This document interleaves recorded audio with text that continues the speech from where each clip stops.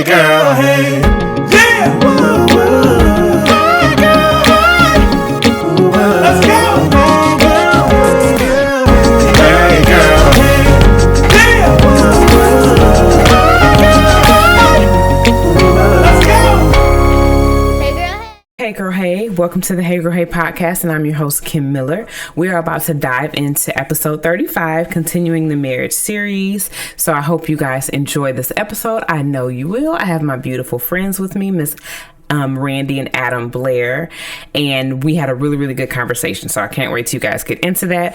But I did want to jump on here really quickly and talk about something that I'm doing. So one of my girlfriends, Elsie Cheyenne, posted on her social media recently about a habit tracker that she was doing, and I thought it looked really cool. I'm a person that loves like to-do lists, checking things off my list. I feel super accomplished when I can do that, and so this was right up my alley. So essentially, we know the rule that it takes 21 days to create a habit. So this allows you to write down the habits that you want, and you check off the days throughout that month that you actually completed that habit. So, I mean, I know you can barely see it there, but if you're on YouTube, you saw it a little bit. But anyway, for me, I started on Monday, November 4th. So for me, I'm doing 21 days from the 4th, essentially, since I didn't get to do it at the beginning of the month. And then after those 21 days, I'll figure out what I want to do for the rest of the month just to finish it out strong. But some of the habits I came up with that I'm really excited about accomplishing and tackling: read the word, read a book, a gallon of water, not an entire book, but just read some text from a book, gallon of water, work out, love session/date session, bath time, me time, girlfriend date, quality family time. So those are some of the things I want to accomplish. I have about 5 more. But this is created by a young lady, Kathleen Celeste, who is a beautiful blogger. She has some amazing content, so please go check her out. I will shoot her information on the show notes, as well as in the link in my bio. I will post how you can download this tracker yourself. So just download it, print it out. I print out like 10 copies because I really want to make this something that I do. I did it with my daughter. She's excited about it. So I would love for you guys to do this with me and give me feedback on some of the things that you put on your list and some of those habits that you're creating. So yesterday I have about 12 habits. I think I completed about 8 of them yesterday. So now I'm like really excited to try to complete as many as I can today. And some of them obviously aren't things that I'll do every single day, but it'll be nice throughout a month to see like what actually I was able to do on my list. And it just kind of teaches discipline, and just, I love stuff like this. So I would love y'all to join me with that. So go ahead, go into my bio, go into the show notes, download that link, and print out your habit tracker and tell me all about it. Tell me how you enjoy it and love it. I know you will. And let's see where we are come December 1st. We can set some new goals, and maybe by then we will have set all these as habits, and we'll have new habits that we can start to develop in our lives. I don't want to just like ride out the rest of the year and start fresh January. Like, we can end this year super strong. We got about 2 more months left. So let's do it together. So I'm excited about that. And also, I'm getting ready to start selling my merch. So Hey Girl Hey merch will be available, I'm hoping, in December. I have on my Hey Girl Hey hoodie right now. You can't really see it, but I have my hoodie on. So we'll have hoodies. We'll have the over the head hoodies and the zip up hoodies, t-shirts, hats. We'll have those things available. So please support me once those items are made available. I cannot wait to see all you guys in the Hey Girl Hey merch. See myself in the Hey Girl Hey merch. I love stuff like that, and it just makes me all excited. It's right in time for Christmas, so you can give people Christmas gifts with the Hey Girl Hey merch. But anyway, enjoy this episode, guys. I cannot wait to get some feedback, because this conversation was so good. So good. So yeah, y'all enjoy. Hey girl, hey, welcome to the Hey Girl Hey podcast, and I'm your host, Kim Miller. Thanks for tuning in to episode 35. I always have to think, like, what episode is it? It's 35, guys. 35. And I'm already with my beautiful guest here. You're beautiful as well, Adam. One of my favorite couples in the world is with me as we continue the marriage series. So we're going to get right into it, y'all, because I know this is going to be such a great episode. So I don't want to take no time away from them. But I do want Randi to nominate my Hey Girl for this week. So I'm going to shoot it to her. Who you got this week? Your and my Hey Girl for this week will be Jamie Hodges. Yeah, I love Jamie. Jamie is a dear friend of mine. I've always wanted to do freedom in our from our church. So tell what freedom is, just in case someone doesn't know. So freedom is a 12-week Bible study curriculum. How would you say it? Curriculum that allows you to find freedom within yourself and through Christ. Yes. And so being a mother of 5, it's always been hard for us to find childcare. Yeah. And so one thing that my husband and I decided is that I would host at our house and we would have people lead it in our home. Okay. And so I asked Jamie, and she was like, yes, I'll do it. And she was nervous, but she was vulnerable and she was brave. And she is rocking it. And I know she is. I love Jamie. I just want to nominate her just because she's stepping out and just doing what God has called her to do. That's awesome. We love you, Jamie. Hey girl, Jamie. Hey girl.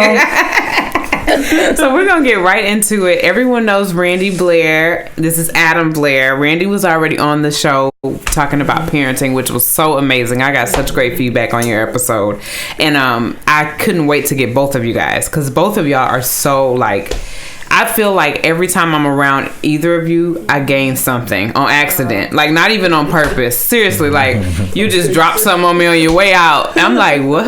Did you just change my life, Randi?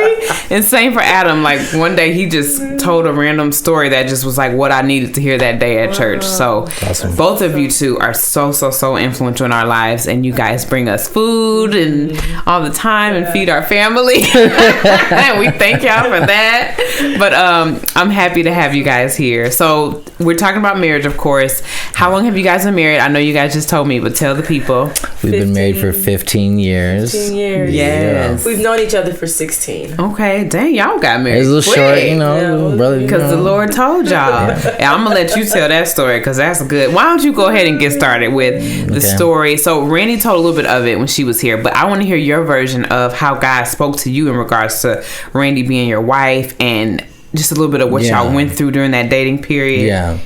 Yeah, we went through a lot. I'm sure my point of view is a little bit different. She basically, just since the moment she met me, she was gawking over me, and I had to file a restraining order. No, just playing, just joking. Actually, I first saw Randi. I was playing the bass on the stage, and I'm terrible at bass, but the bass player didn't show up, and so they were like, "Oh, hey Adam, you know 3 notes."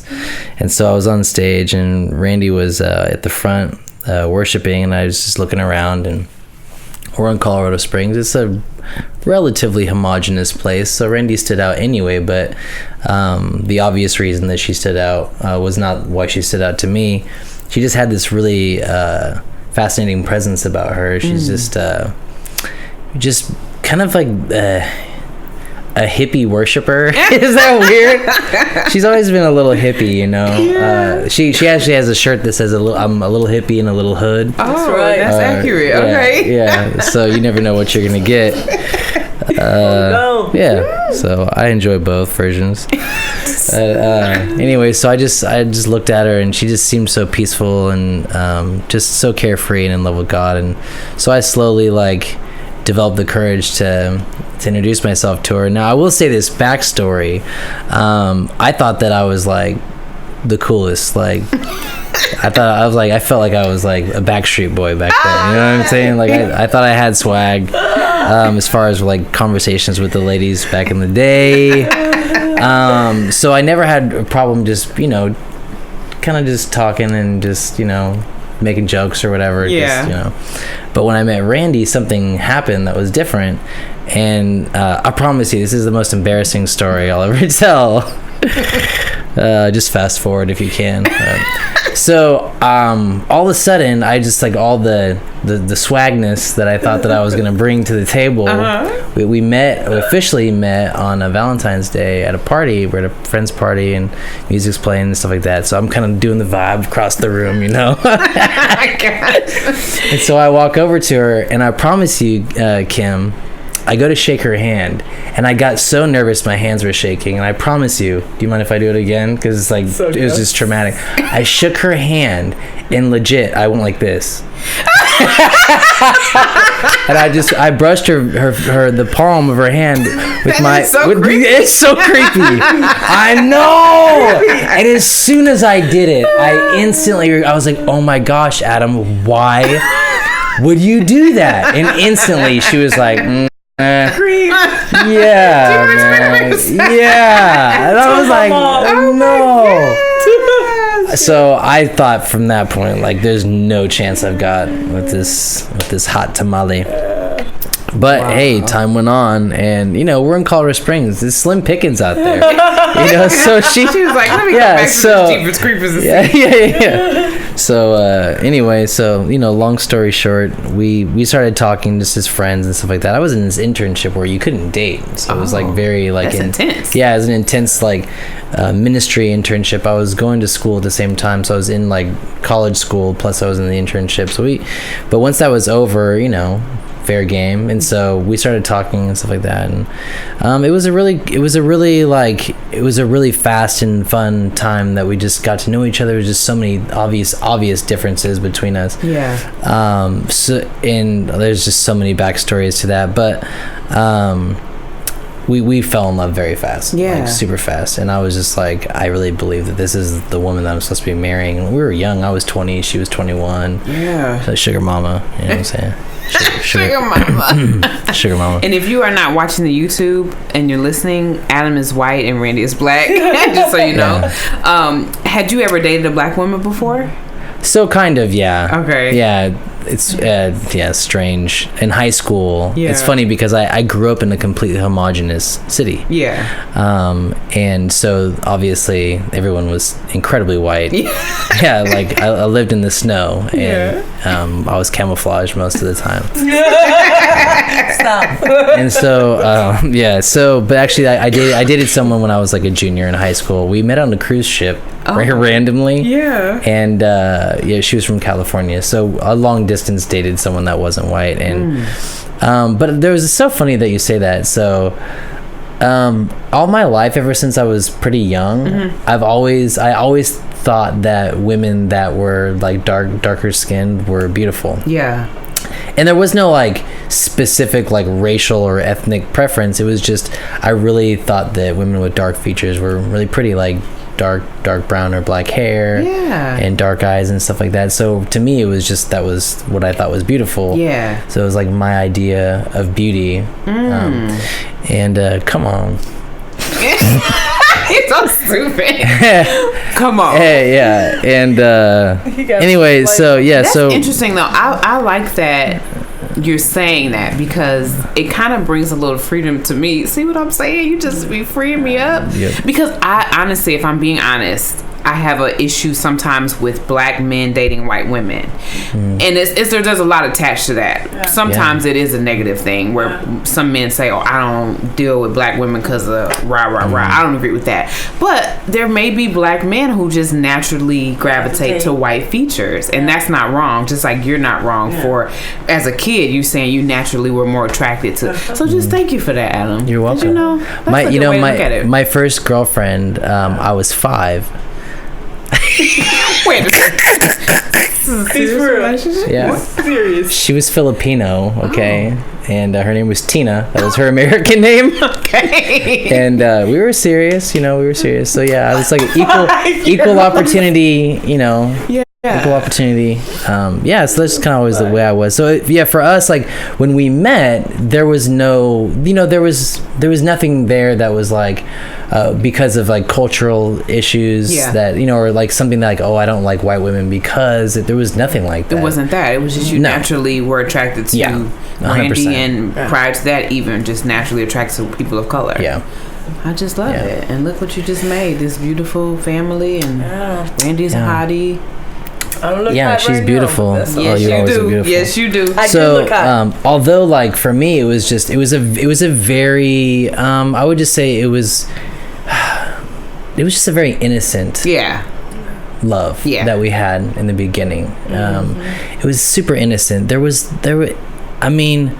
we obviously realized that we didn't look the same. You know what I mean? But like at the forefront, It wasn't like a of our thing that was minds- always like present in y'all's conversation. It was just like a natural gravitation. Well, it became Not with that way, us. not between us, but because of our surroundings. Yeah. So you know, we were attending a church in Colorado Springs that was quite homogenous, and there was some diversity because people from different countries. We had a couple of families from Africa and from different parts of the world, but relatively homogenous. Yeah. Pretty white. And so the leadership that I highly looked up to said, this is not the one for you. And they actually had someone else picked out for me. That I didn't know about it until like, you know, What, they like were an actually arranged like, they were situation? trying to convince me to date someone that was White. White. yeah, it was super white. Wow. She was actually African American ethnically. She was from South Africa, but white, Okay. right? So racially white, ethnically African American. But anyway, so I just obviously wasn't interested because I just didn't like, you know, she was a friend of mine. Yeah. But they were just very gung-ho that like, oh, this is the one for you, and they just really pushed it a lot, and Randi wasn't the one for me, and Yeah. to the point where like my leadership, I'm talking like pastoral leadership, they were just like, this is not God, you shouldn't be doing this. And I hate when people yeah. slap that And it was- on it their was opinion hard. of something. Yeah. it was hard for me because I valued them Yeah. like So he was fathers and tormented. mothers. Yes. And obviously it was hard for Randi because she was like, no, but you know, this is what's right, and Yeah. this just feels like it's 100% right, and Right. it was really like we had a beautiful relationship. Yeah. But yeah, they got in my head early on, and I was, you know, young, 20 and impressionable, trying to please my leaders, like I think a lot of young people do in ministry. For sure. Yeah. I didn't realize it until later on because I was just so naive during the time. But when I went to go visit Randi's family for the first time, my pastor, Nameless. who's to remain nameless, said, "Hey, watch out for them black folks." Oh, wow. And he laughed, ha ha ha ha ha. Yeah. You know, little, you know, side punch to the arm, and I was like, oh, huh. I didn't know what he meant. Yeah. And I didn't know what he meant because I didn't understand. I didn't grow up thinking about race. Yeah. You know, because I grew up in a very yeah. homogenous. It wasn't. You never had to deal with it. I didn't have to deal with it or think of it, and Yeah. so I had no idea what he meant. And obviously now I do. You know, and so. But I knew. Yeah, Yeah, you already. for sure. Of course, I felt because it. we grow up knowing about that kind of stuff. Yeah. So, were your parents okay with Randi? Are you dating black women? You know, it's different with my parents because no one in my family is going to say we don't agree with this. Mm-hmm. We're a passive bunch of folks. Okay. You know what I mean?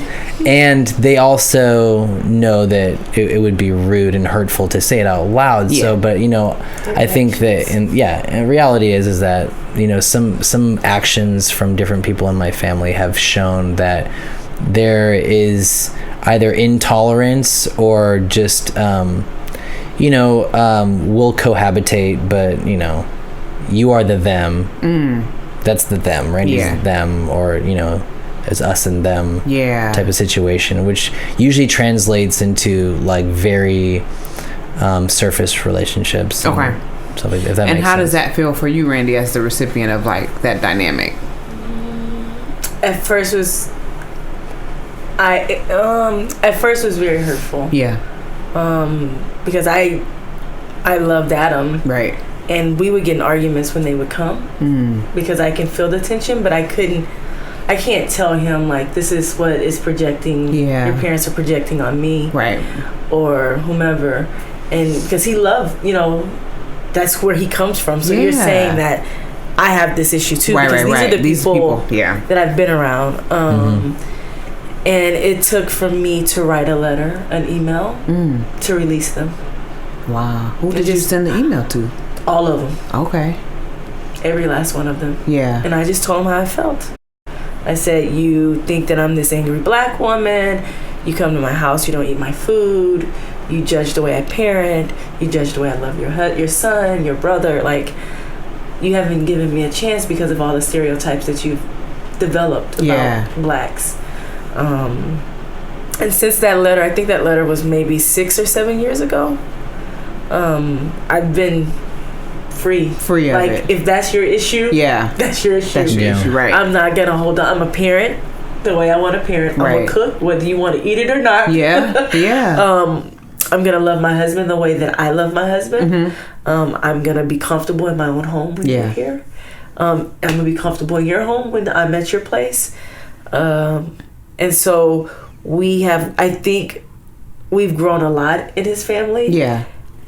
And for the first time, his father ate my food last year. Wow. Progress. He didn't know what he was missing. That's what he said. He was like, man, this is some good stuff. It's like, been good all along. He's like, this is good. And then when he left, he was like, we eat the same type of food. Yes, we do. Yes, we do. Oh my goodness. And so bridging that gap, though, that's amazing. I had to. Yeah. And so I think they understand me. It's a mutual respect. Like, this is, and I love his family. Yeah. But when you're not around people of color, right, and you're allowing news and articles and the history of who black people you think black people are, because they're and I'll just say this: a white person identifies blacks in two ways. Are you that black conservative, or are you that ghetto black? Yeah. You can't just be black. Right. And so they look and they pick and then they categorize you as which black you're gonna be to them. Yeah. Wow. And so I was categorized as the loud black because I was a parent and I had little kids that I had to raise. Right. Sometimes I was raising loud. Voice. Yeah. And we were adopting. We were new to parenthood, so we had trauma. Like, it was a lot of other things, and so I think we're better. A whole lot better. Yeah. There's no tension when they come home. Okay. Come over to our home. We know what to expect now. Yeah. We are on the same page. Yes. And I think that letter released me and Adam. And Adam had to see for himself. Yeah. I couldn't keep telling him. He had to see it for himself. Right. And I think also, when anyone enters into a marriage, there is a cleaving to your spouse and a leaving, of your parents' culture, parents. But much more so, I would argue, when you cleave to someone who is so different than your parents' culture. Yeah. So it's just it's a further deviation from what you are used to. Yeah. And so for me, in my home growing up, there really wasn't much yelling. There was a lot of, and when I mean yelling, there wasn't a lot of like raising your voice, like, hey, come down, I mean, like stuff that I do now. Yeah. We certainly you live with your father. Yeah, I did. So if you live with your mother, it would have been yelling. Oh yeah, that's a whole nother story. Yeah, different. Yeah. But we were always careful about how we said things to each other because someone's feelings were going to get hurt. Okay. Yeah, someone's going to end up crying if someone said something wrong or the wrong way. And then the difference between my family and Randy's family is that, like, if I say something, if I bark at you, like, just to get my point across, in my family, like, that relationship's over forever. Oh wow! Like, for some of my family, not all of them, but for some of them, that you've severed the relationship because of the way you talk to me, and so that's kind of, that's kind of the culture of my upbringing for many of the people in my family. For Randy, they could go at it. Oh yeah. I mean, like, holy cow, they could go at it and literally just have dinner and sit at the same table right afterwards and smile and high five. I'm like, wait, hold on, why are you guys that's still? That's like the Twilight Zone for you, right? Yeah. So it took, it just took me time to really just like find my bearings and decide, where I fit in the equation, because I do feel like culturally I shifted more than Randy did. Yeah. And I'd say substantially I shifted much more. I think that in an interracial relationship, it's very rare that you're going to find two different people with two varying cultures, two different ways of being, to actually meet in the middle. Yeah, somebody got to come all the way over. Somebody comes closer. Yeah. Randy's... But I've already assimilated. Yeah, that's what I was going to say. Okay. No, you're good. Sorry. You're good. Say that, though. Let it well, out. yeah, So, this is that's good. good So thought. the thing about... Okay, so getting into black-white relationships is that it's evident that a majority of black people are so used to assimilating, as you said, or like being knowledgeable about white culture. Yeah. They know our pop culture, they know our food, Yeah. they Hair know products. their hair products, they know Everything, the lotions we use, they know everything, all of our joke, like most black people know like white comedian jokes, Right. or like white television. Like if I make a quote, it's more likely that novels, all that kind of stuff that you're gonna like blacks in general are used to like assimilating into the dominant white culture anyway. Right. So it was already easy for Randy to kind of just find common ground and say, okay, like I get this because I've seen Adam's culture all around me growing up, Right. and I'm used to that. Well, I never experienced Randy's culture.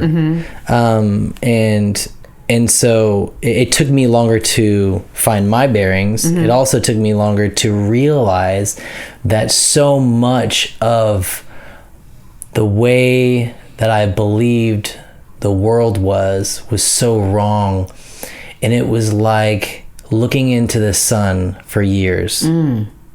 Does that make sense? Yeah, Eyes a little burning. bit, yes. Yeah, it's like the light, I'm seeing so much truth, but it hurts. Yeah. So it took me a while. good analogy. I know, That it's is good. good. Come I on. just came up with that. Come on, I know, it was good. Five over here. Do you have any tissue or anything? I don't have So, okay, we're good. You gonna cry? Well, not now.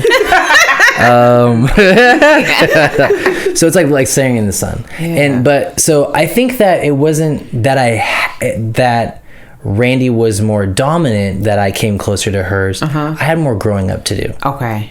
I had to learn more than Randy. Yeah. And so Randy already found her equilibrium when I was way over here in a very naive state of being. Yeah. There was just so much that I had to learn about Randy, about the black experience in America, about being an interracial couple, about how people perceive us. Like the first year I moved to Houston, we were harassed and called horrible names at the rodeo. Wow. And I just was like, I lost my mind. I was about ready to fight like 5 guys in a pickup truck. Wow, because you just couldn't believe that. Totally would have lost. But, you know what I mean? Like, went down but fighting, like literally Randy, later on told me like, what? Like, this is how it is. And I'm like, so I had a lot of transitioning. If that makes sense. Yeah. And so the difference is, he was taught, maybe not taught, but it's always a race thing. Yeah. They're always throwing the race card out. Like maybe that's what his mindset was. But he was able to see that it's not a race thing. This is real. Yeah. This is reality. Yeah. This is like, because when we went to the rodeo, I said, just be mindful. We may get we're an interracial couple. We may get some people say some things about us. Right. And he said, nah, it's not going to happen. As soon as we stepped out the car. It literally immediately. That's my first experience in Houston. Oh my goodness. And he was like, let's go home. I said, I'm not going to let them ruin my night. Right. I'm going to continue to go, whether I like the country music or whatever. Get this food and enjoy myself. We're going to enjoy ourselves. So, well, that brings up another point of the transition that I've had to undertake. I'm sure you've heard of the term white fragility.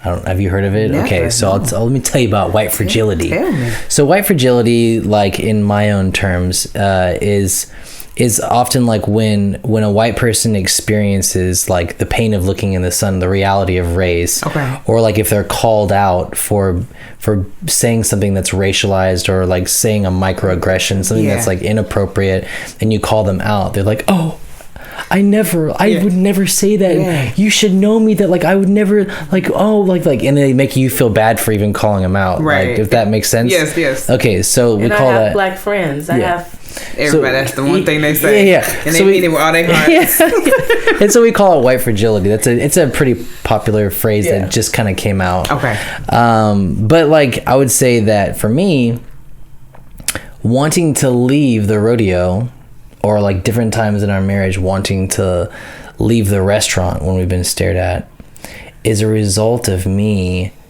never having to just deal with the way that society saw me. Society would look at me and just see me as another white male. Right. And so I never had to experience the pain of a look and then wondering if that look was just like, are you looking at me? Are you looking at me because like there's a stereotype or a judgment here? Or are you staring at me because you don't feel like I belong? Yeah. You know what I mean? Things like that, that I think that a lot of Black people have to go through on a day-to-day basis. Right. I never had to experience. And so for me, that's uncomfortable. Right. To feel like I don't belong somewhere because I've always belonged. Yeah. I went to Texas Southern University. Oh my God, talk about that. That is crazy. I got a full ride minority scholarship. Hey, you gotta make it work.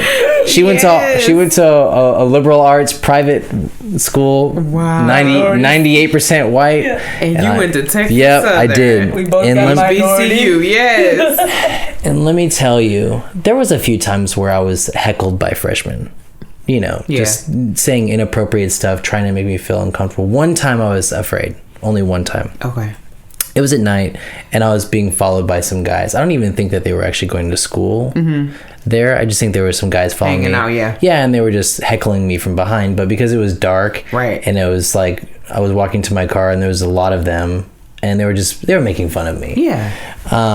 And There was a lot of guys. it was usually guys, yeah. But you know, besides a few times, I was so embraced by so many people. I was treated so well. When I got looks from people, I hardly ever thought they don't think I belong. Yeah. You know what I mean? Yeah. And I always just, and I mean, there were times, but I would say most of the time I felt like it was my school. Yeah.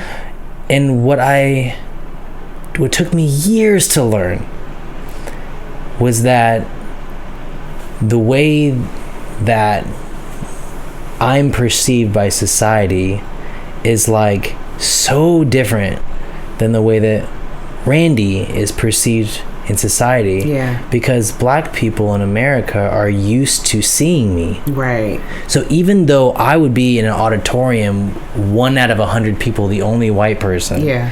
And within myself going, oh my gosh, I'm the only person that's, you know. Yeah. Now that's comfortable. Like I feel like I have like 2 white friends and they both have Black family members. So So now that's normal for me. But at that time when I first moved here, I mean from a small mountain town of 2,000 people to that, like within a few years time, the reality was I was accepted. The reality was I was welcome and I was valued there.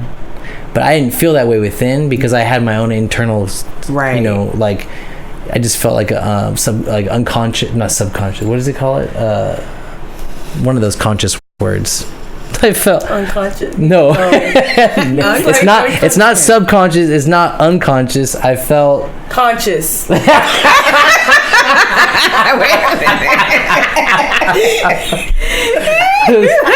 Subconscious. Subconscious. Yeah. Subconscious. I can't say it. Yeah, it's so funny. Okay. Serious. Be serious. Subconscious. Subconscious. There you go. You got it. Felt sub. It's one of those conscious words. Whatever. What was I talking about? I felt subconscious. You had those issues with yourself, but they were welcoming. That was my own issues, but they were welcoming. That is so much of like Black people though. Like we're always like we're always ready to welcome. Yeah. We're always ready to embrace. We've always had to. We've always had to. And that's just like our natural way. Yeah. Okay, let me ask a question. I just got into Grey's Anatomy. That's a random little side note. I watched the whole entire series on my maternity leave. But Ellen Pompeo is married to a black man. And she is very much like very strong talking about diversity. She talks about inequalities very like she makes a stand a lot, very often. Do you feel like there's anything else that could make a white person have that awakening like you did besides being married to a black? I really feel like that's almost the only thing that could really awaken a white person to know what that experience is. Do you want to go first? Oh, you can go. Okay. Marriage helps. Yeah. It really does. I'm not going to lie to you and say like, oh, if I had like a black guy friend growing up that I would have, these very intimate experiences. Yeah. I will say that it helps, but I will say that it's definitely not the only way that a white person, can reach kind of like my level of wokeness or whatever you want to call it. But it does take intimacy. Yeah. Whether that's intimacy with a spouse or an intimate relationship with a brother in Christ or an in-law. Like, so, I mean, I think guys have an advantage of bringing each other into that level of consciousness. If you're able to have talks with men that are different than you, particularly white and black, because of the painful history of our nation. Yeah. And you can have real talks and know that what I say, that my love for you and your love for me as a friend, that if I say something ignorant and you correct me, I know that you're doing it in love. Like the Bible says that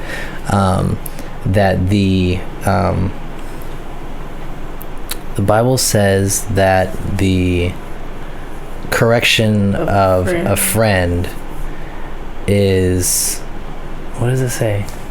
The correction of your... See, I messed up your whole podcast. Oh, this is all natural. We have to Google it if we need to. You say it all the time. Yeah, the Bible says that... God.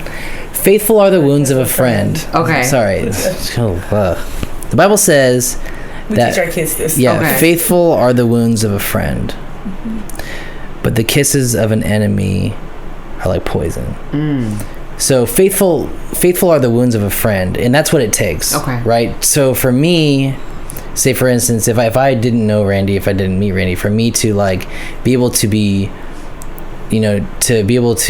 pulled out from like when I was very naive about the world around me and I lived in this super white, world and not really understanding experiences outside of myself, it would take a relationship with someone where I trusted you so much and we were so faithful in our friendship that when you correct me, even though it feels like a wound, I know that you're being faithful to me. So it's like, it's a heart matter. Yeah, only like true.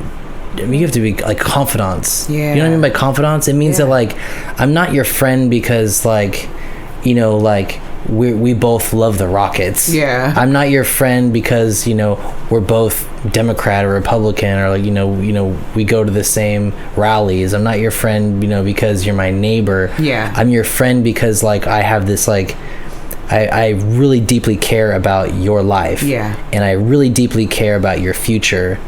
So much so that I'm willing to sacrifice my own friendship with you to tell you the truth about the lies that you believe about your own culture. And I have friends like that. One of them is my brother-in-law. Yeah. He also married into the family. His name's Joe. And I call Joe sometimes. And because I know this, that when I'm having my moments of really not understanding something about black-white relationships, I don't want to always burden my wife with my questions. Yeah. When I call him, I know it's going to hurt. But I know ultimately that he loves me. Yeah. And he's going to tell me, dude, what you said was so dumb. Like, don't you get it? Yeah. Or he'll say something and I'll question him and we can go back and forth. At the end of the day, he's my brother. Yeah. You know, so yeah. To answer your question, I think that it's possible, but it doesn't happen. It doesn't happen just like at the gym. You know, it doesn't even happen at church. Yeah. You know, in a multicultural setting or whatever. It doesn't happen even in like your Bible study connect groups where you have like lots of people just chatting away. What it really happens, it happens at dinner tables. When you break bread. Yeah, when those you break intimate bread. moments.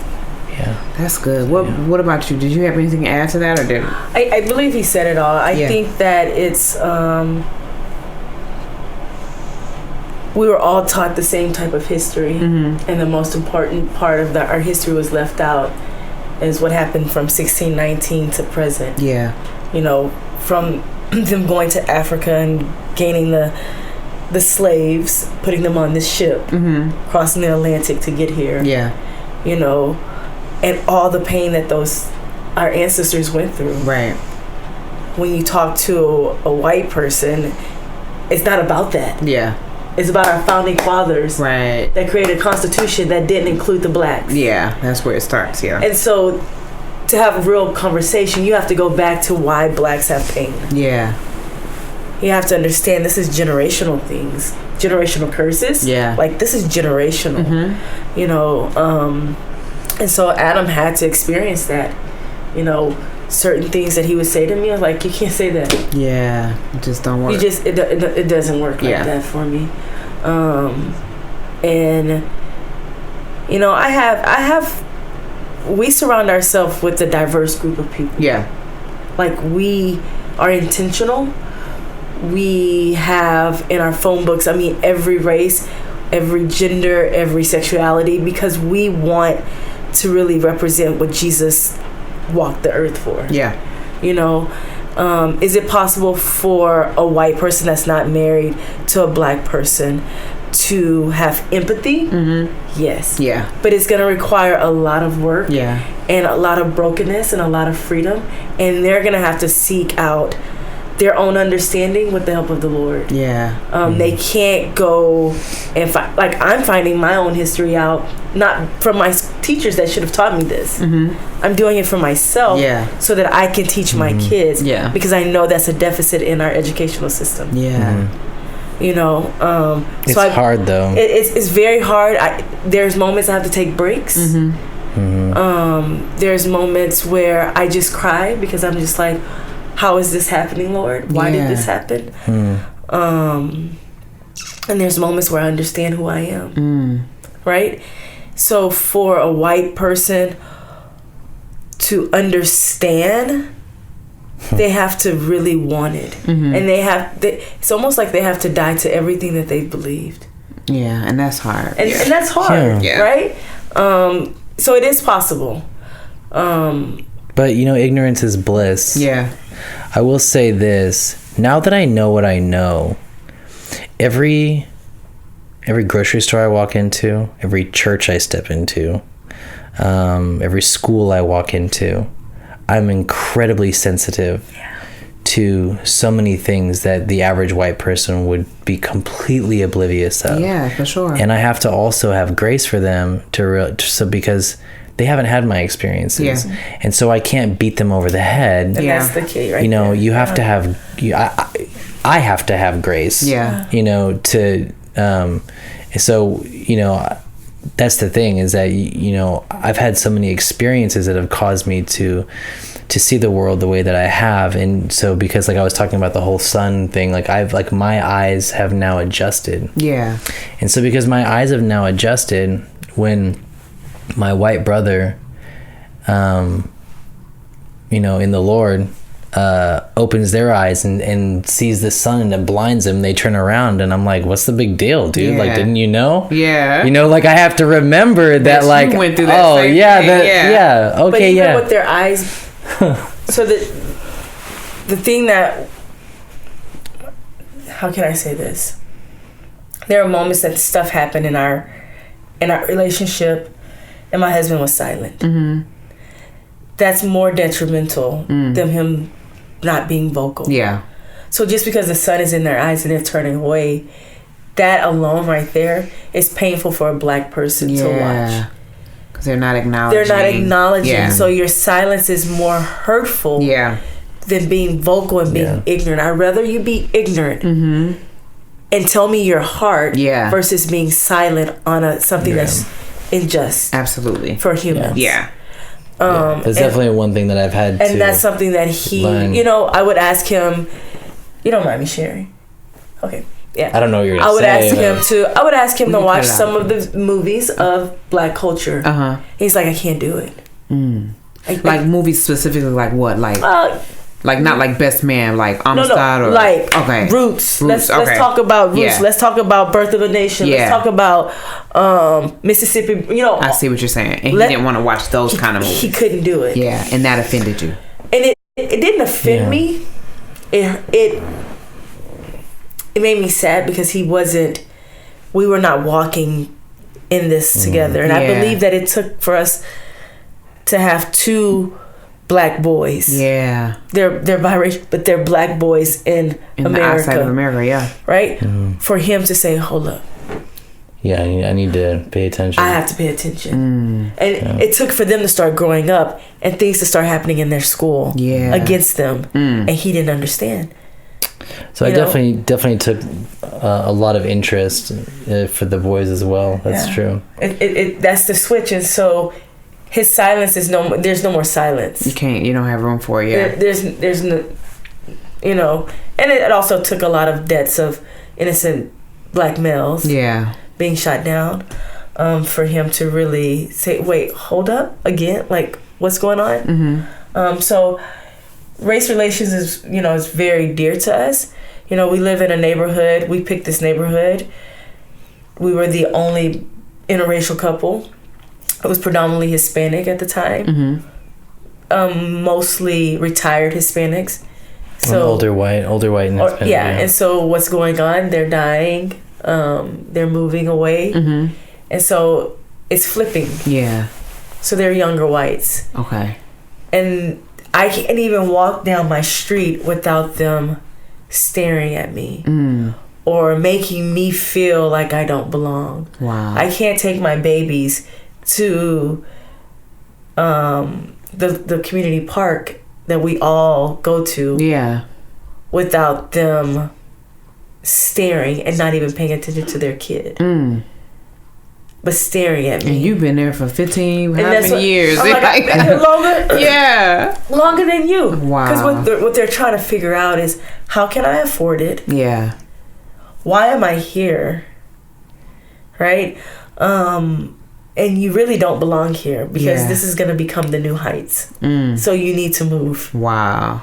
So their silence and their stares, because what you can see when we have another white person come, they stop and they talk to them. Yeah. Hi, my name is. So they know how to be friendly. Yeah. I never get, hi, my name is. Yeah. I've never gotten that. Yeah. And, I never understood what I was feeling until one of our neighbors told us. In our neighborhood, we're considered the zebra couple. They call us the zebras. The zebras. Wow. I think they're a beautiful creature. This is Houston. Right? Houston, downtown. Come on, Houston. Yeah. Most diverse metropolitan city. Not so much. Zebras. Zebras. And one of our neighbors said, and you wonder why the red birds and the blue birds don't mate. You don't see a purple bird. But that's so funny though, because both the people that we're talking about that said those things, we found out that they were saying it, they didn't say it to us, but we found out from other people. It's just our neighborhood's hilarious. They're always older folks. I kind of actually appreciate the older folks, because at least the older folks, they'll just let you know. Yeah. They'll just let you know. But you see what I'm saying? Like, this is our life. This is, we went to London this year and we were treated poorly at a restaurant, and we all sat there trying to figure out, are you serious? Yeah. Well, actually, can I take a step back? We weren't in London during that part of the trip. London, we were treated very well, actually. Very well. Excuse me, yes. London is like, you can go to London and look at somebody, and don't you dare assume what language they speak. Yeah. Don't even assume. Because there's so what many different country they're cultures. from. Yeah. Don't Yeah, assume it was their in London, ethnicity. right. Don't Wow. even assume it. Yeah. It is so diverse. It's way more diverse than Houston, in that, like, in Houston, you can allow your stereotypes to take over and assume that someone's going to sound a certain way. Yeah. And most likely they Yeah. will. Yeah. London, no. You cannot have stereotypes in London. Yeah. Because everyone will just Shock you. Yeah. you'll be like, But- I wasn't okay, expecting that. I'm not gonna say anything anymore. Like, Wow. oh yeah, like, So is Bristol. but Bristol, yeah, we were treated very poorly there, very poorly in Bristol, and I don't know if there's any correlation, but it made me very uncomfortable. The way that this restaurant treated my wife and my kids. It was. I mean, we've never been treated that poorly. It was Goodness. horrible. And what's interesting, I was not in the restaurant. I was walking our twin babies. We have 2-year-olds. I was walking them around because they wouldn't sit still and everything like that. Anyway, from the lady not talking to Randi, not giving them their order, rolling her eyes, laughing, mocking, making my kids clean up their own mess. Oh my I mean goodness. the most disrespectful experience that you can ever imagine. And Wow. Bristol, England, was the city Yeah. of triangular slave trade. What? So I just and so when I'm so weird. I look up history of cities when I go there. But that's not weird. That's- That teaches you Well, what spirit is instilled. Yeah. Generationally. You get what I'm saying? Seriously. Like, it really is. Generationally, it was like the most backwards city. Wow. It looked pretty happening and Yeah. whatever, but it just goes to show, like, when we talk about, slavery's over and all these, like, when you hear these arguments of Yeah. like why are people there, racism doesn't hardly exist. Like, racism is not an isolated incident of a few backwoods people that still have backwards ideas. Yeah. Racism is systemic. It's in the system. Yeah. So we grow up in a system, and the system is set forth by generations, and the system is how it's an operating system, and it's the system in which we operate culturally. Right. And so I was uncomfortable again. Yeah. being in this city that was like the hub for slave distribution. Wow. And like that's where it all basically started, was from Bristol to Africa and over into the islands and then back up. So can I say, yeah. we don't do the research before we go places.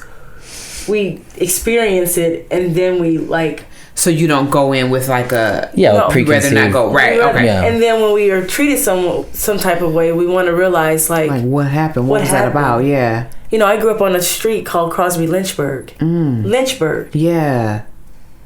You know what I'm Jeez, saying? yeah. Like, he was a slave owner. Lynchburg was a slave owner. Right. And there's a street in my black town that's called Crosby Lynchburg. Are you from Louisiana? It's Crosby. Oh, okay. Barron Station. the And when you same get thing. to Crosby, it's FM 2100. Yeah.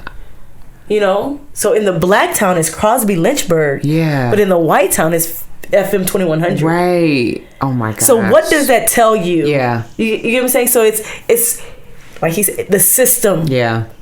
the oppression, it is there. And if you have the spirit, like God, that's who God is. He Yeah. wants us to rise above. And so Yeah. we knew how to operate Yeah. when we learned in history. Yeah. Yeah. So we, racism should never be looked at as isolated incidents of individuals. Yeah. Racism is it's the system in which people operate on a day-to-day basis, and it's always a struggle of power, right? So the Bible actually never talks about race, because race is not real. It's a social construct. Race was created hundreds of years ago to allow the powerful to stay powerful, and for us to classify and characterize people, to say, well, these are the elite, this is the elite gene group, and da.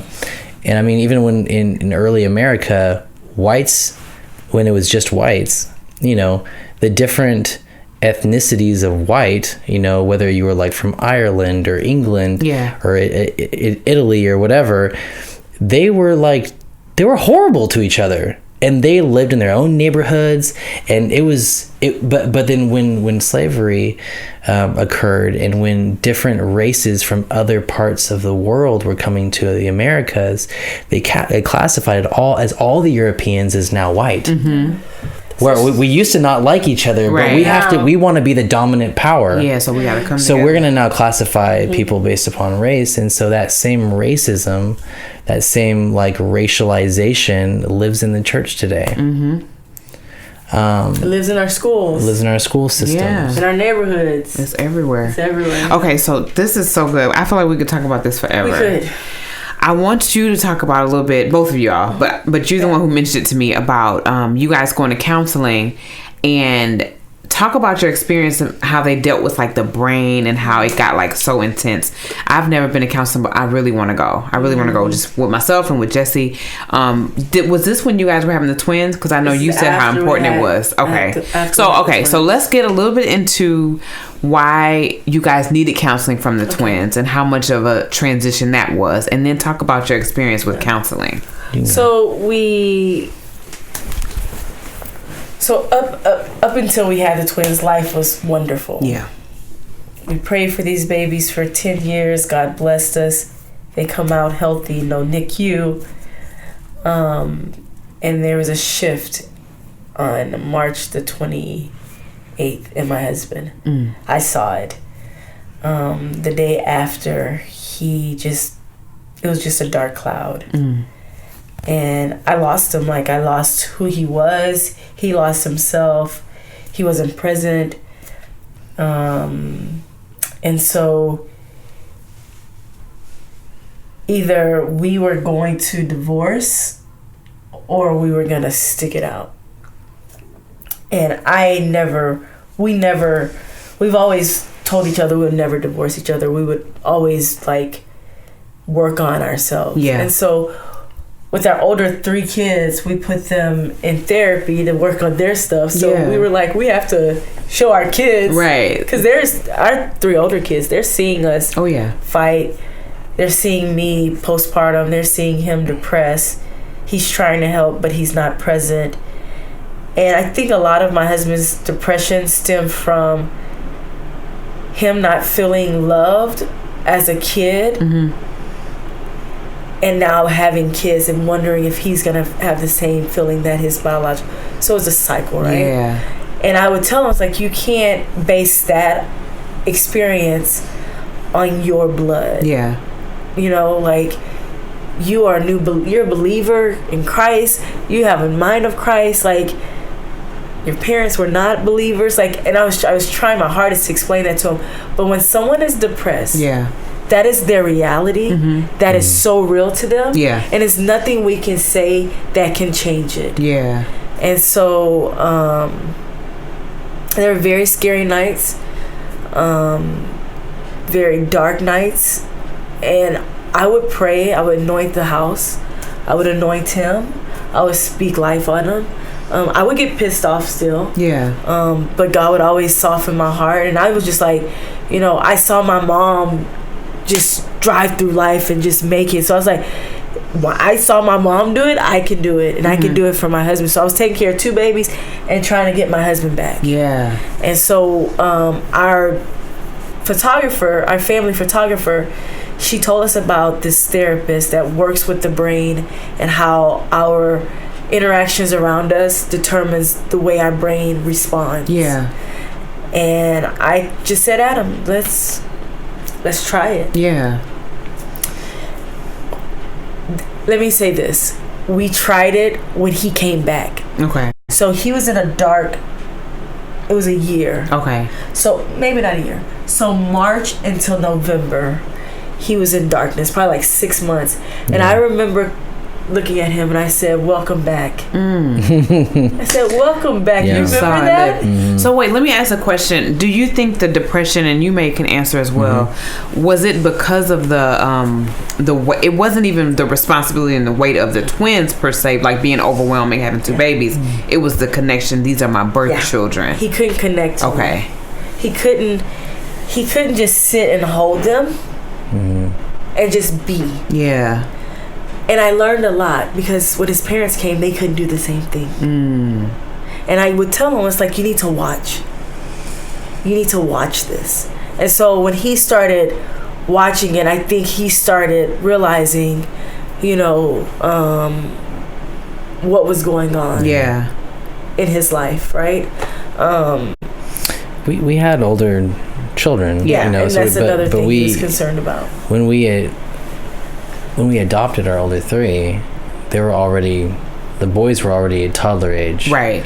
And then Kinsley was 4. I was the youngest in my family, and I never held a baby. A couple of our nieces and nephews, when they were little, I would hold them for like a couple of seconds, be like, okay, here. Yeah. So I actually never had the experience of just being able to hold a baby because I was the youngest, and we had small family, and so I think I just there were just so many things there I wasn't really sure of myself as a dad. It's weird because I never thought I would see myself differently as an adoptive father to a biological father. I will say there's it's almost completely the same, except for there's a few things there that are different. And so, it was a struggle for because I'm generally, people that have known me for a long time know that I'm like always happy and goofy, and I just, like Randy's like, can you please be serious? And so that was a time in my life where I experienced depression. I didn't know what it was, but I knew there was something wrong. But it took me a while to get out of it. And, I never understood. When I became well acquainted with it, I never understood people that would say I'm depressed, but now I feel like I can join them in the fellowship of that suffering. And it's debilitating. And but I remember the day that Randy said, "Welcome back." And what happened to you that day? Do you know? I think it was Randy's prayers. Honestly, I think it was just her consistency and her concern. And then it was me slowly seeing that I can do this. I can do this. Like, this is possible. But we also put in routines. Like, he felt as if I was hogging the babies because I became mama bear. Okay. You can't do this. I'm going to do it all, right? And then he was like, well, give me, what can I do to be a part? Right? And I didn't want him to be a part because I knew his mindset. Like, I was afraid what would... So instead of incorporating him, you kind of just took over. Like, all right, you're not ready. Because I'm going to let him deal. I'm going to let him deal with... And so he did bath times, breakfast, and bed. But that wasn't until way 6 months after. That was 6 months. I always just felt like I didn't have a place. Because they only wanted her. They only needed her, let's be honest. Nursing. And so I just kind of felt like the guy that gives the wife stuff so she can take care of the babies. I didn't know how to jump in. I didn't know how to do it. And it just took me a while. And once I finally did it, I just started feeling better about parenting and stuff. And then just the lack of sleep and stress does that. I mean, that's the thing is you just never know. You just never know when your limit hits until it hits. And then I was there. It was between just stressful job stuff and then lack of sleep, and I'm not like Randy. Randy can function off 6 hours and be good. All of us super women can. But if I get 6 hours of sleep, I'm gonna start getting chest pain. But and that's how he gonna get can't see straight. And the whole day is ruined. And I was like, I can just do it. Let me just take it over. That's such a woman though. And so we found this therapist, and she helped us understand, like, when you have lack of sleep, you have a newborn, where your brain is spending most of its energy. So yeah, it's different than most therapists. So I'm sure that most of the listeners are like, well, yeah, therapy, this is so different. Yeah. This was science. And Randi and I, we're kind of geeks, like just a little bit. Like we love to learn new things. And so she approached it in a totally different way than you would think of, like, well, how do you feel? Well, I feel this way. And well, how does that make you feel? She would just talk to us and literally was watching the energy in our brains. She could map out. She was able to map out using this really advanced software. You're like hooked up to this machine, and you're oh my it's goodness, like neurotransmitters. I want to do it, and you get to find out what part of your brain you're exhausting your energy. Wow. And so, like, there's many parts of your brain, but the basic context is that you have a brain stem. That's she calls it the vagal part of your brain. Okay. It's your amygdala is part of it, and that's the receptacle of your brain where you have your traditional fight, flight, or freeze responses when you experience fear. Okay. Right? So, like, that part of your brain is important. Yeah. Some people call it lizard brain because everybody has this part of the brain. Okay.